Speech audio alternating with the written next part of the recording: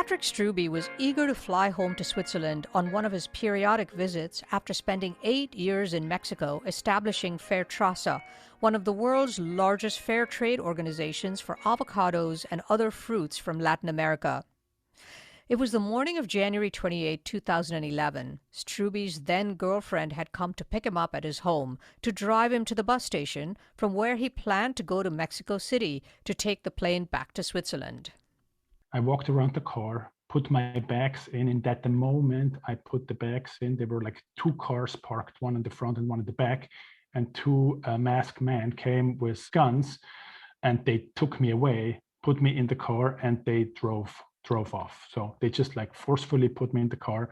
You know, they had like all these masks on, and I was in one car, then they put me in another car and in a third car.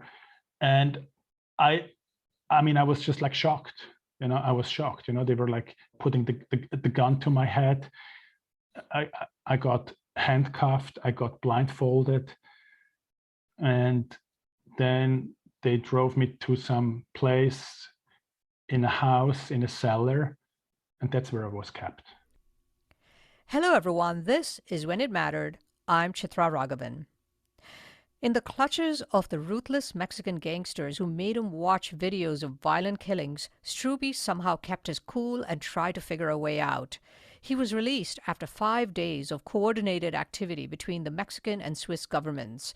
The kidnapping gave Struebi a lens into the economic conditions of his hostage takers and only renewed his commitment to building Fairtrasa as a means to lift Latin American farmers out of poverty.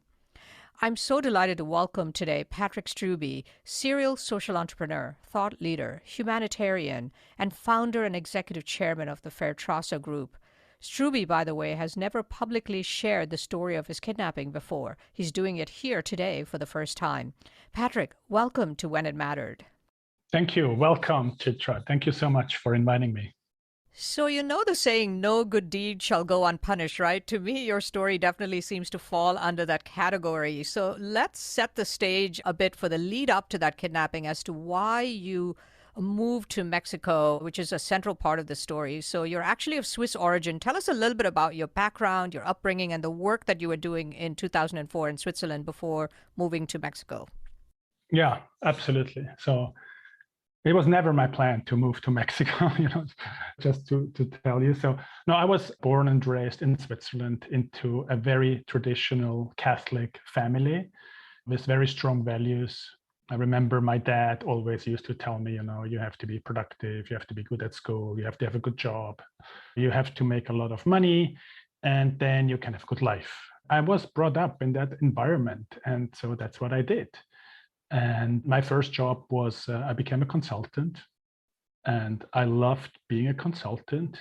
And then after a couple of years, this was with Deloitte, I got hired by our largest client, which is a very large trading company called Glencore. And they hired me, and my job was like supporting mergers and acquisitions. So I was in my late 20s, and I was like flying around the world doing all these big transactions, and I loved it. I really loved it. I had a great time, and I was also good at it.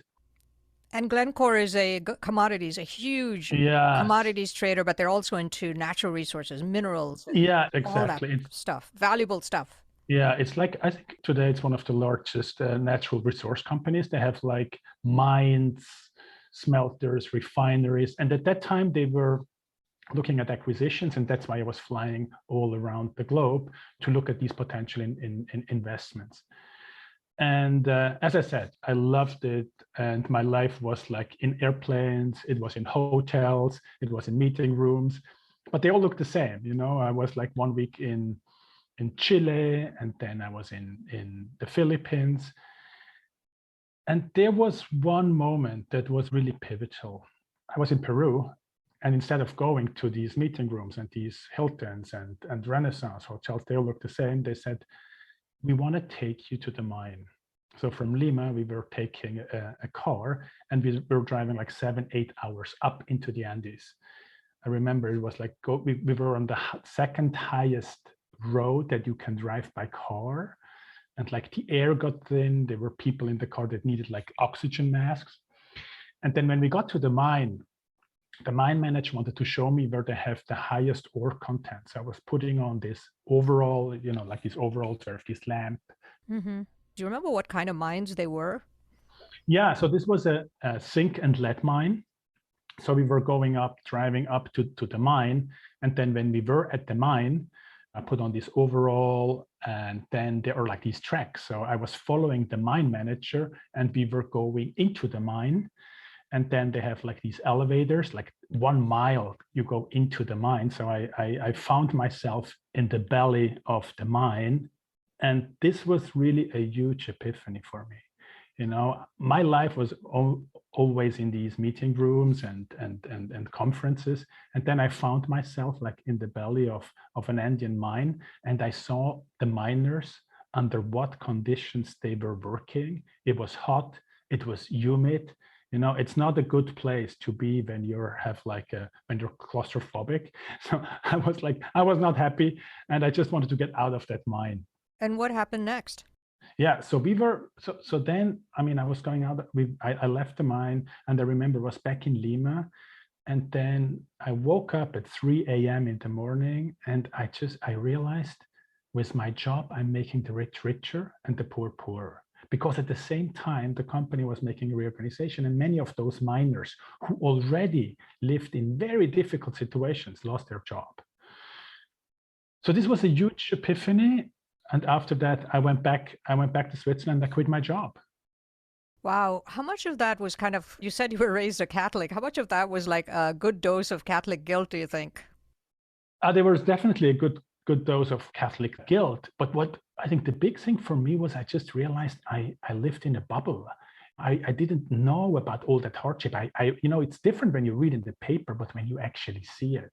Your dad was very conservative, right? Believed in, like, as you said, home, property, savings, insurance, all this stuff. So, and now you've quit your job. You've done the exact opposite of what he has said to you. So how does that figure into like how you were thinking and what you thought you were going to do next?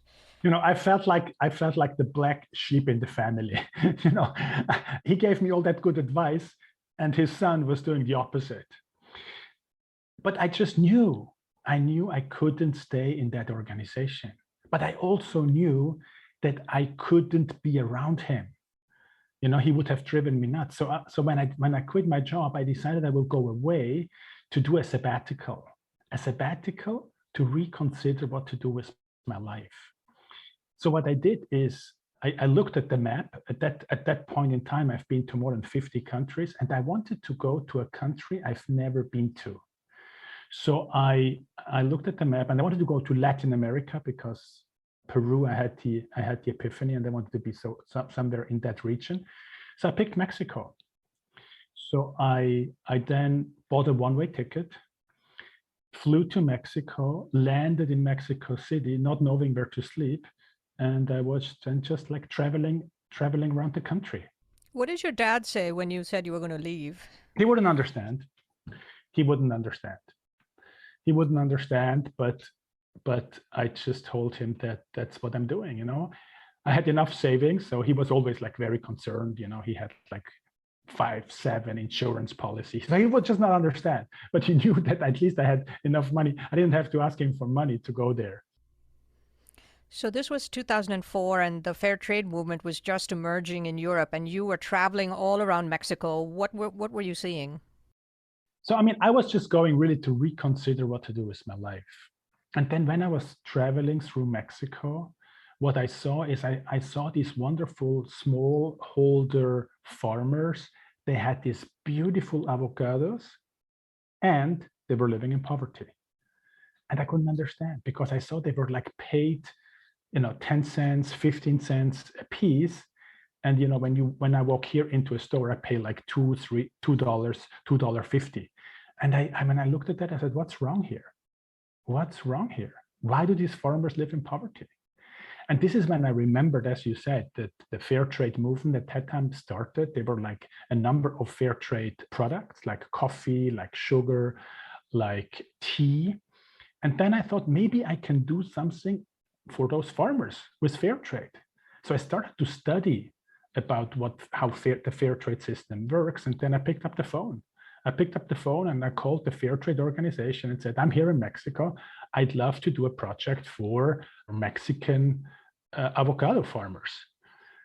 Yeah, and then they said, if you can do that. They gave me basically the green light to do that, but I wasn't serious. It wasn't my plan to start a business. I just wanted to do something meaningful. But you became very successful to the point where you decided to live in Mexico and to make this your life. Yeah. So when my sabbatical came to a close after 1 year, I was the first one globally with organic and fair trade avocados. So I had something that nobody else had. And this was the moment when I had to decide, do I go back to the big corporate world in Europe because I was in negotiation with another big company, or do I continue living my dream? And then, yes, I ended up living 8 years in Mexico. And you were so successful with your avocado. Was it just avocado at the time, doing the fair trade, setting up your company and everything, that you actually, this is where the story takes a twist, right? You actually were honored in the press in Mexico as sort of a social entrepreneur. So this would have been in 2009. So you've spent all these years setting it up, right? And you're now starting to be recognized for your work.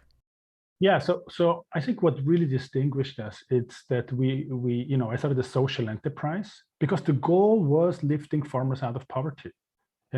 I mean, when you think of it, I started this company in a foreign country, in a foreign language, in a foreign culture, in a foreign sector. Everything was fundamentally foreign to me. I would never have gone into agriculture if I put back on my business hat. For me, it was a means to an end.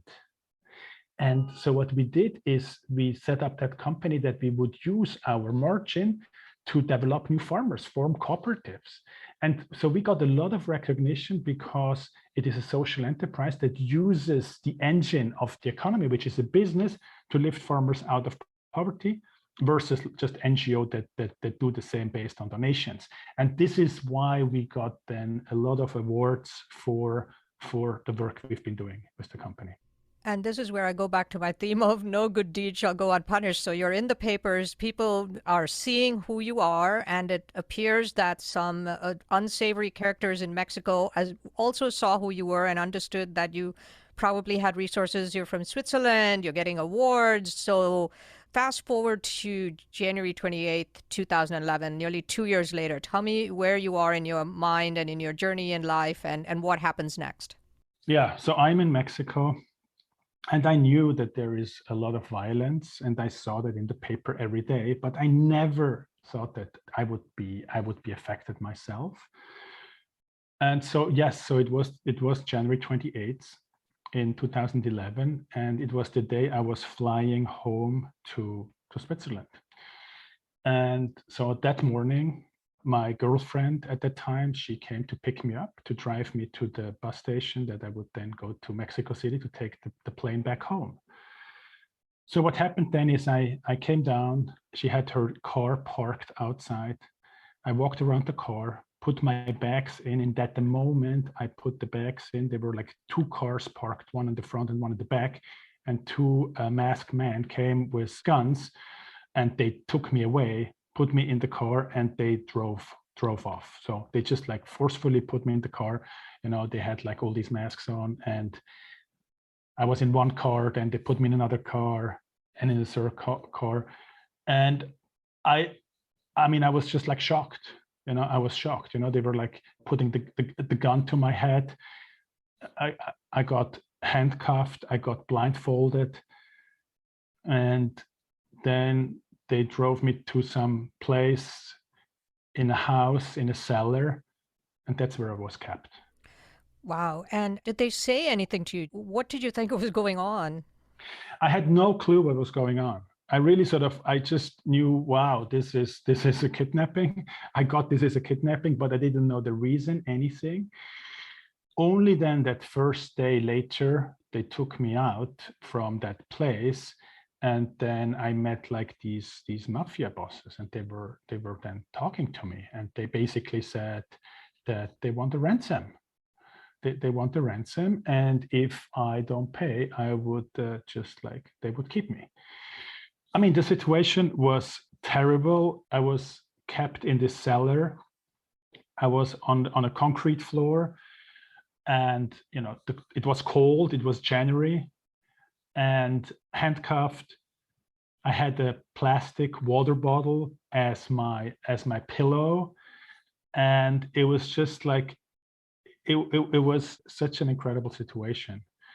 And I didn't know why. They had me. And then they talked to me, and then they said, we will let you free if you pay a ransom. And they asked first an amount, a lower amount. And then I remember the second time they took me out in one of these packing sheds, and then they had my computer, because they had all my belongings.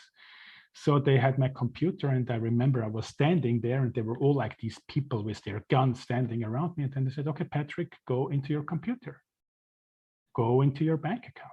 And they're speaking to you in Spanish, right? They were speaking to me in Spanish, and so I was speaking Spanish with them. I was speaking Spanish, but I must say, at the house or in the cellar where I was kept, I was speaking English only, because what I wanted to do is I just wanted I wanted to hear what they were saying, and I didn't want that they were like hiding things, so that I could basically understand what they're saying and just like see if there was any possibility for me to escape. So that's why I was speaking English in the house where they kept me, but with the bosses I was speaking in. So they have your computer. Yeah, and so you're speaking in Spanish, they have your computer. What happens next? Okay, so they say, okay, so now go into your bank account. Now, I had two bank accounts.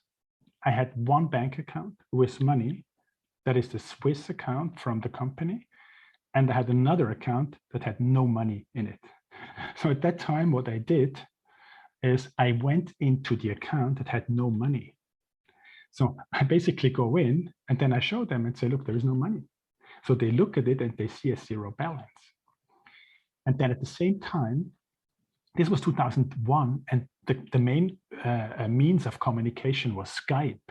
So I had my Skype open. It was 2:00 in the morning, what was 9:00 in Switzerland. So, and I was connected with the CFO. So suddenly that window pops up, and the CFO from the company texts me and says, Patrick, are you alive? Are you alive? The Swiss government is involved. They're coordinating with the Mexican government. And this was the first time when I actually could to write to him. So I was writing to him. I said, yes, I'm alive. I'm here kidnapped, and they're asking for ransom. And this was the moment when then the kidnapper said, what are you doing here? But they couldn't understand because I was writing in German. And then I was just telling them that I'm talking to my CFO to see if we can get money. So because they saw there was a zero balance, he got mad. And then he said, Patrick, the ransom is double. And that was like $350,000, $400,000. So it's a significant amount. And then I was trying to argue, and they said, there's no arguing. If you want us to let you free, that's the amount. Otherwise, you stay here. And the way that your colleague, your CFO, knew and the Swiss government knew is because your girlfriend had reported that you had been kidnapped. Exactly, because she was, when that happened, I put the bags into the car. She saw that. She witnessed it. Obviously, she was also traumatized. And then she informed the CFO. The CFO then informed the government, and then the Swiss government was talking to the Mexican government. But another issue was my mom, because my mom was expecting me to be back the following day. And I remember she was like baking my favorite cake.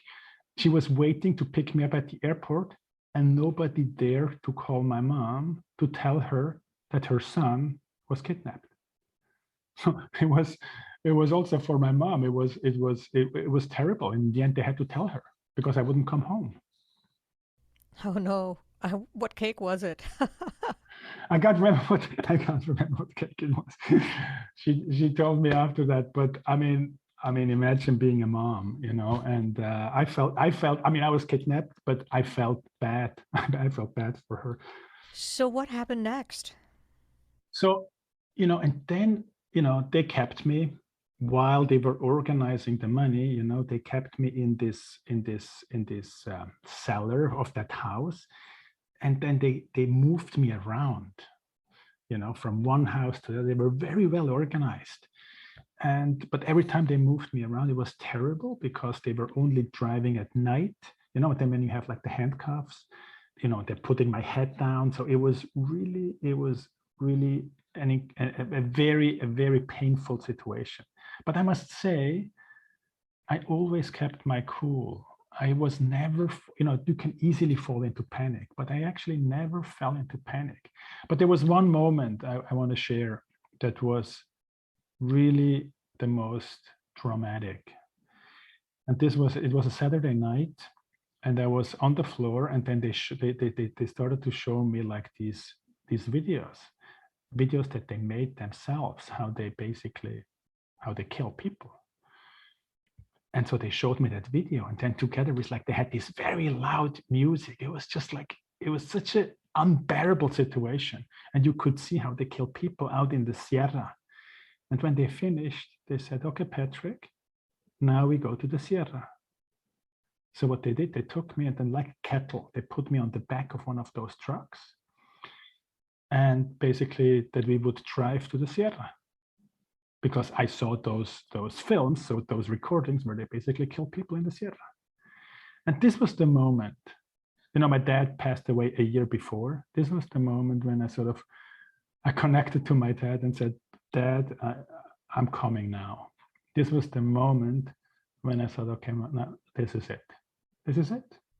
Were they trying to intimidate you by saying, they showed you the videos of the killings in the Sierra, then they put you on the truck and they're like, you're on your way to the Sierra, right? Yeah. What were they trying to do? Trying to convince you to get the money faster, or just they were just torturing you for fun?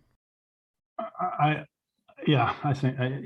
think it was just torturing for fun. I mean, fun. Yeah, probably, because they never left. What happened is they never left.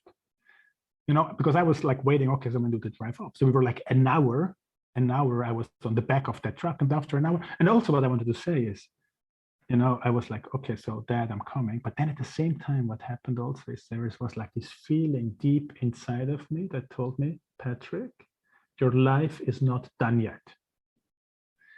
Suddenly I had that knowing that my life was not done yet. And then a minute later, they took me off the truck and back on the floor, and then that's where I then stayed the whole night. Did you ever think, Dad, you were right? After all, this was exactly the situation your dad didn't want you to get into. He was trying to keep you safe. He was trying to keep me safe, but at that moment I wasn't thinking about that. It was a matter of life and death there. And no, I wasn't thinking about that. But then the following day or 2 days later, we got the money, and there's another interesting thing that happened. And so we got the money. They told me we have the money. So they drive me again to some other place in a car, and then they take the handcuffs away and say, Patrick, now you have to sign this document. So they hand me a document. And I said, what is this? So I could take off my blindfold. And then I see a contract. And I see a contract that says, that my company is buying avocados for like that and that amount, the amount of the ransom, and that I basically sign to agree to that contract. And in the back, there was a copy of my passport, because they had my passport. And it was like a legal document, and the lawyer already signed. So I basically, when I signed that, and then I asked that, what is this? They said, if you want to get free, you just sign. And so what it was is like a contract that they could like launder the money. That money wasn't just like a business contract. Tell us about the amount of the ransom and the fact that what it was going to be bought for. What was this legal document saying? So the legal document was basically saying that my company would buy from them, whoever that name was, avocados in the amount of, it was between $350,000 and $400,000.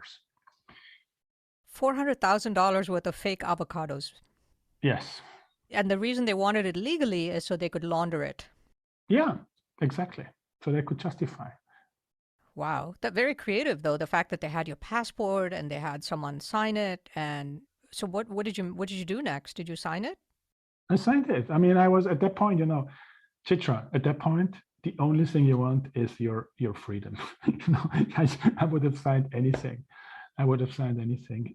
And this wasn't a small feat, right? Your mother, your friends, they all had to raise that money in very short amount of time. Yes, yes, yes, yes. My brother chipped in money, my friends chipped in money. So they just like got all that money.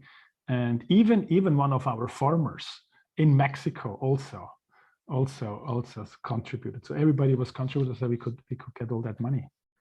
So now there's the money. How does it get handed over, and then how do you get released? Yeah. So what happened is then they gave me checks. They handed me checks that I would sign because I had the signature for the check. So I signed those checks. But at that time, I didn't know that then the FBI, so at that time, the FBI, the Mexican FBI was already in that region because of, my girlfriend advised the Swiss government, the Mexican government. So I didn't know that, but they were already there. So what happened is when they went to cash the checks, all the FBI people from the Mexican government were there because they were saying if they would not release me within 24 hours after I pay, they would step in. So they were all around them because they knew the bank, they knew the branch office, and they were basically around that to see who is going to cash those checks. So they cashed the check, and then that night, the same night, at 2, I think about 2 a.m. early in the morning, I was like smelly, I couldn't shave. It was like, at 2 a.m. in the outskirts of that village, they let me free. They gave me back my money, my purse, my glasses, and they just let me out. So what did you do next? So there I was. I had some money. I took a cab, and then with that cab, I went back into the city. And the FBI, they were all at my girlfriend's place. Actually, what happened is I went to a place just at the back where I was living in a hotel because it was early in the morning and I just didn't want to wake up anybody. So I was going in that hotel. Then I called my girlfriend in the morning, and then she said, "Where are you?" Then 20 minutes later they knocked on my door, and there were like another seven people there. I didn't know that these were like all the police people. That they showed me their credentials, and they said, "We are here to take you out of the country. You have 2 hours to pack your bags, and we have to escort you out of the country." Wow, that's a very short amount of time to leave a life behind that you had spent 8 years building. It was leaving a life behind, leaving a girlfriend behind, leaving a business behind. It was like everything. All my life was in Mexico. All my life was in Mexico. So you started with an epiphany and ended up in Peru, ended up with a catastrophe in Mexico, and now you have to pick up the pieces of your life. So what did you do next? So I mean, they escorted me out of the. So I had 2 hours. So I went. I packed my bag. I insisted to go to the office. So I went to the office. I had a meeting with my people as if nothing would have happened. So I wanted them to see that I'm safe or that I'm healthy. And then we were driving then to Mexico City. I went to the police station. They did these phantom pictures. Mugshots. Yes, Hmm. exactly. And then the same evening I was on the plane. I was on the plane back to Switzerland. So how did you feel like here you were trying to do good in Mexico and you had to pay $400,000 in a fake purchase order to launder money for fake avocados? Did you want to give it all up, or how did you feel about your experience there?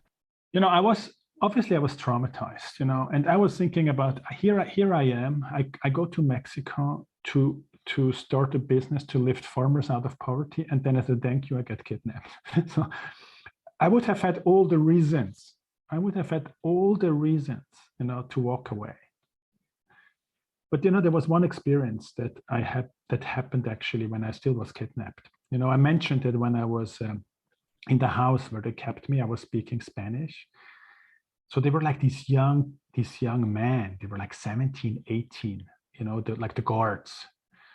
And so I was listening what they were saying. And then I noticed that one of them was not a bad person at all. He was not a bad person at all. And what I got is that, why is he taking a position from these gangs? Because people in these countries, they don't have opportunities. And I was thinking, if I would have been born there, I had to feed a family, and the only organization that offers me a job is like a criminal organization, I probably would also have taken that position. So what I got is, what is missing in these countries are these opportunities that these people can do something that contributes to society and not is detrimental to society. And this insight gave me then the strength to say, I continue. No, I didn't know how I would continue because I couldn't go back to Mexico, and Mexico was our headquarters. But I just knew somehow I have to continue. So what happened next? So here I was back in Switzerland. The first thing I did, I asked my girlfriend I took my girlfriend out of Mexico, because she was the one that informed the Swiss government, and they just wanted to make sure that nobody does something to her. So she came to Switzerland, and then we stayed in Switzerland. And when I was in Switzerland, I was just thinking, what am I doing? I didn't want to be in Switzerland.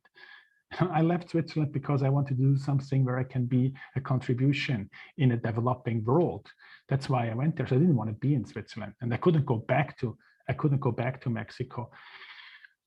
But then I was looking at the business, and then when I looked at the business, I saw that our importers, the one we were working with, are also middlemen. What my organization does, we cut out middlemen. And so to continue with the business, I got in touch with some of my customers.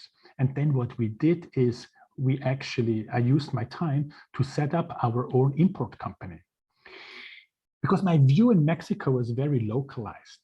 But now that I was out of there, I saw that there is actually, to continue growing and expanding and continue with the business. So I used the time and I set up my own import company. That's how we became a vertically integrated organization. So this was very beneficial, and that actually rescued the company. And then vertically integrated means what for people that are not in this world? So what it means is what we were doing in Mexico and in Peru, we had a lot of branch offices. At that time, we had offices in Mexico, in Peru, in Chile. And so what it means is that all the avocados and the mangoes and all those products that we were exporting, we ourselves were importing it. So my people, they were closing the container doors in Mexico.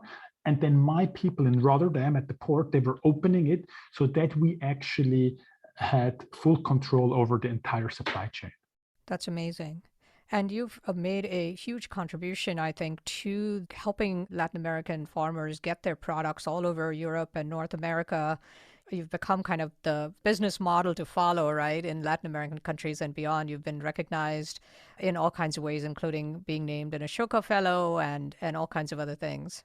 Yes, and our business model got also copied. So we got copied many, many times. And this was a beautiful recognition. But my life, but here is Patrick now back in Switzerland where I didn't want to be. And so I didn't want to be in Switzerland. I couldn't go back to Mexico. And then what also happened, what was interesting, and how I ended up living in the US is that at that time, Yale University, they reached out to me because they heard about my company and the impact that we are creating. And so Yale had a fellowship program called the World's Fellow. So they reached out to me and said, Patrick, we love what you do, and you could potentially be a fellow if you apply for that. And because it was never my plan to go to university, nor to go to the US. But because I didn't want to be in Switzerland, didn't know where to go, couldn't go back to Mexico, I applied and I got in. So this is then when I came to Yale. I spent 4 years at Yale. I was in that fellowship. After we finished the fellowship, they offered me a position. They asked me to develop a curriculum for social innovation, basically how to use models like mine to improve different sectors, bringing all these benefits to society for social and environmental purposes. And so I ended up living 4 years at Yale. And then after that, I got a professorship at Fordham. I moved to New York City, and that's where I am now. And you discovered a love for teaching. Yeah, I discovered my passion for teaching. It's now 10 years that I've been teaching, and I've been teaching social innovation, what is so close to my heart. So I'm basically teaching how businesses can be a source for good, a force for good. And that's what I've been doing for 10 years. And now I'm here in New York, and I'm happy. I'm happy here, and I'm at peace with what happened. Also, it was traumatic. It was a terrible situation, It was at the same time, it was deeply, deeply transformative, and it made me who I am today. So I feel I'm much more compassionate. I'm much more empathetic, because I know what it means when you're born in the middle of nowhere, when you don't have opportunities. And I know how important it is that my organization and many other organizations, develop these or generate these opportunities for these people, that they do not have to go into criminal organization, that they can use their time and their energy to do something good for the planet. Now, you told me that for 10 years, you never told the story till last year. You never told people that you were kidnapped. Why? Yeah, you're right. For 10 years, I never, I was always like saying, I left Mexico for security, what is true, but I never told the story about the kidnapping, because, I didn't want to have people feel like pity for me or any of this. And I just didn't want it. I just kept it private. And then I remember it was the 10th anniversary. And then I said, this is part of my life. This is who I am, part of my life. And that's when I decided I would start sharing it, because this is just what happened to me. And it made me who I am today. And I want to close a few loose ends here just for our listeners. One is, did they ever catch the bad guys? Two, did the money ever get recovered or any of it? And what happened to your girlfriend? And have you recovered emotionally? So the first question is, have they captured the guys? So 6 months later, they did capture one of the heads, and that cartel got split in two. I don't know exactly how much that has to do with my particular case, but I would assert that it has an impact. What happened to my girlfriend? We were together in Switzerland, and then after 3 months, she wanted to go back to look after her mom, and she said, "Why don't you come back?" But obviously, I knew I couldn't go back. We tried then California in the US, and then the opportunity with Yale came, and then we split. So that was very, very unfortunate. Well, but she was there for you at a very critical moment in your Absolutely. life. Absolutely. She was there for me, and still today, we're very good friends. We're still very good friends. Yeah. Was the money recovered? Money was never recovered. Patrick, looking back on your life, what would you say to your younger self, that young Glencore executive, traveling around the world, high on life, and then at his lowest point in that belly of that mine in Peru, that son whose father sort of begged him to choose a secure life, but he chose to ignore that life and wound up in Mexico, got kidnapped, and had to trade his life in for $400,000 of non-existent avocados. I mean, the very fruit that was kind of at the heart of his existence, and the teacher, social entrepreneur that he is today. What would you say to that young man about the journey that you've been on? I mean, when you summarize this like this, Chitra, it sounds like crazy. But, I must say, I have no regrets. I have no regrets.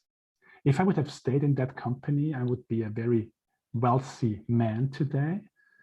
But this is my journey, and I got to see this is my life journey, and also with my parents. My father passed away, but my mom is still alive, and they now see, what I created, and also, when I teach, there's so many of my students, they say, oh, I came here to the business school because my parents want me to go to Wall Street.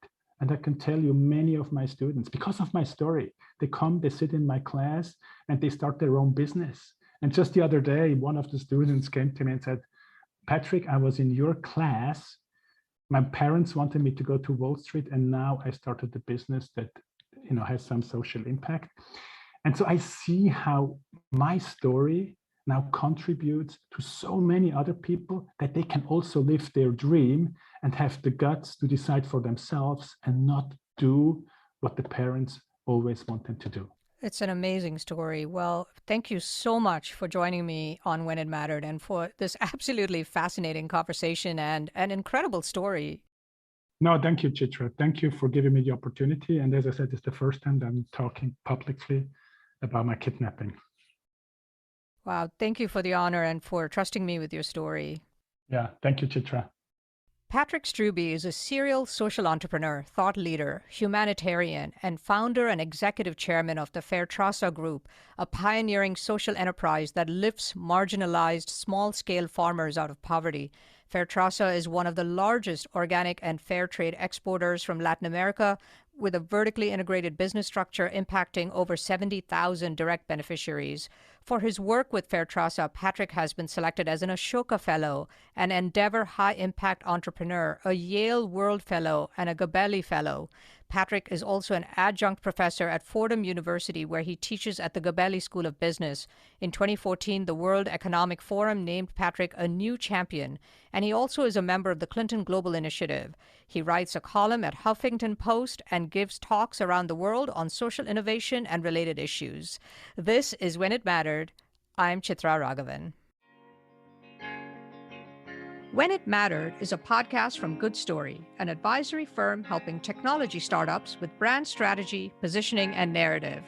Our producer is Jeremy Kaur, founder and CEO of Executive Podcasting Solutions, with production assistance from Kate Cruz.